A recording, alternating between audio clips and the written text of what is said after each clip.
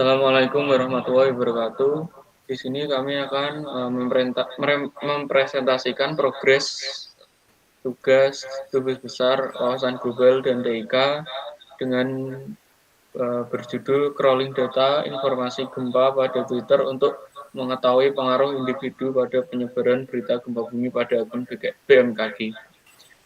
Di sini kelompok ini beranggotakan satu yaitu teman saya Aziz Nurul Iman, saya sendiri Andara Bimanyu, 3 Rafli Krisdwiani Ramadan, 4 M Fajar Pramudia. Ya, mata kuliah wawasan global TIK kelompok 174. Oke, langsung saja kami presentasikan.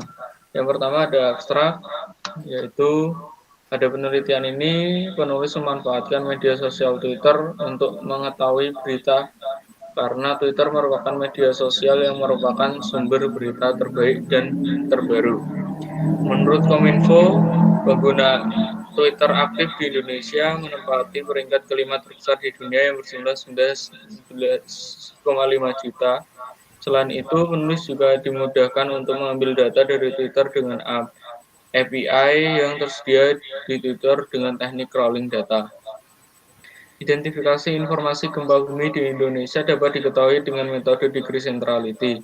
Degree centrality merupakan metode dasar untuk menghitung bobot centrality dari setiap node dalam suatu graf. Kemudian akan dihitung node yang teridentifikasi berhubungan dengan node lainnya. Degree centrality akan menghitung bobot suatu node KI atau diberi notasi CDI berdasarkan banyaknya edge yang terbentuk antara node I dengan node yang lainnya. Menurut Kepala Badan Meteorologi, Klimatologi, dan Geofisika atau BMKG, Dwi Korita Karnawati menyebut bahwa gempa bumi sebelum tahun 2017 rata-rata hanya 4.000 sampai 6.000 kali dalam setahun. Namun setelah tahun 2017 jumlah kejadian itu meningkat lebih dari 7.000 kali dalam setahun. Itu menandakan bahwa Indonesia memang negara yang memiliki intensitas gempa yang tinggi. Latar belakang pada penelitian ini yaitu sudah tidak terlalu tren di zaman sekarang. Pada era digital lebih cepat persebaran informasi yang terjadi melalui gadget seperti smartphone. Letak geografis Indonesia pada cincin api Pasifik. Negara yang letak geografisnya berada pada cincin api Pasifik memiliki intensitas gempa yang tinggi. API Twitter menggunakan API Twitter yang memudahkan pengambilan data dari Twitter dengan teknik crawling data. Metode degree centrality merupakan metode yang dipakai untuk menghitung bobot centrality dari setiap node dalam satu graf. Yang nanti fungsinya untuk mengetahui orang yang berpengaruh dalam penyebaran datanya. Oke, untuk selanjutnya akan dijelaskan ke teman saya yaitu TM Fajar Pramudia. Oke, yang pertama tinjauan teori. Yang di sini ada Twitter.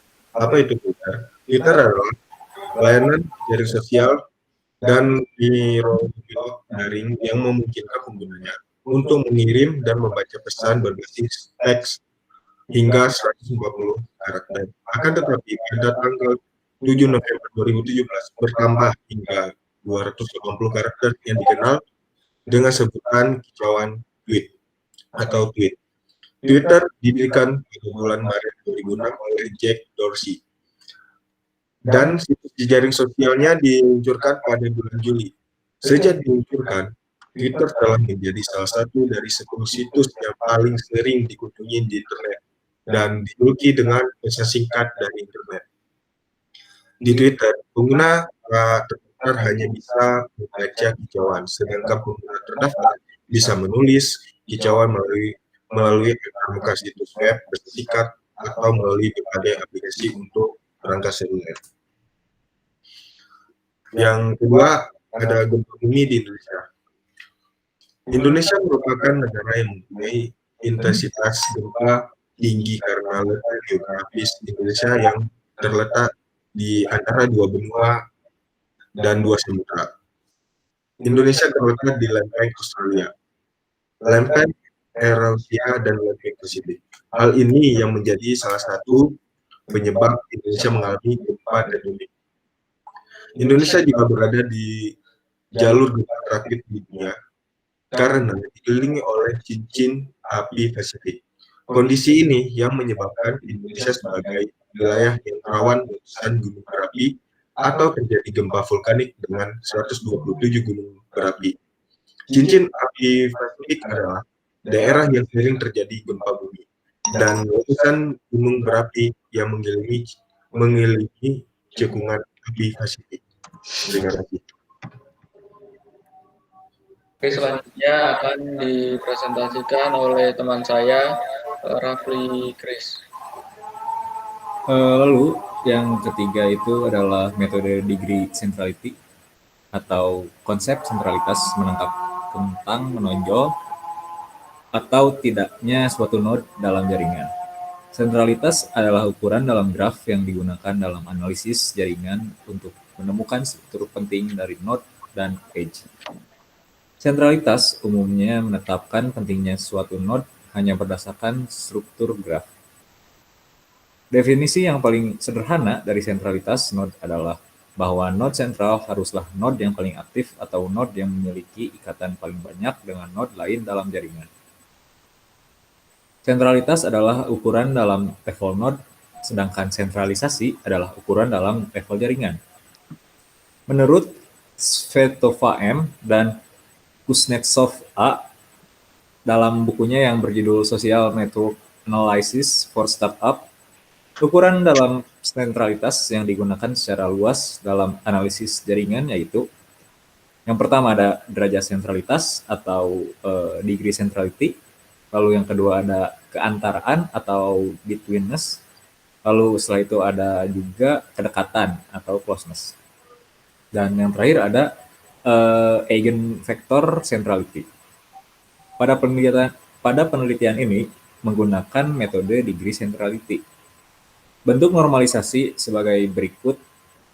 Degree centrality akan menghitung bobot suatu node ke I atau dibatasi dengan notasi CD I. Berdasarkan banyaknya edge yang terbentuk adalah node I dengan node yang lainnya. Oke, untuk selanjutnya akan dipresentasikan oleh teman saya yaitu Aziz Nurul Iman. Saya Nurul Iman. Saya akan mempresentasikan tujuan teori tentang Badan Meteorologi, Klimatologi, dan Geofisika. Untuk BMKG ini adalah lembaga pemerintahan non-departemen yang mempunyai tugas melaksanakan tugas pemerintahan di bidang meteorologi, klimatologi, dan geofisika. Adapun tugas dan fungsi BMKG adalah pengkajian dan penyusunan kebijakan nasional di bidang meteorologi, klimatologi, kualitas udara, dan geofisika. Yang kedua, ada koordinasi kegiatan fungsional di bidang meteorologi, klimatologi, kualitas udara, dan geofisika. Dan yang ketiga, memfasilitasi dan pembinaan terhadap kegiatan instansi pemerintah dan swasta di bidang meteorologi, klimatologi, kualitas udara, dan geofisika. Kemudian implementasi ada ini, yaitu pertama ada crawling data. Crawling data di sini seperti yang dijelaskan tadi menggunakan API Twitter, lalu data itu disortir dan pembentukan nodes dan edge.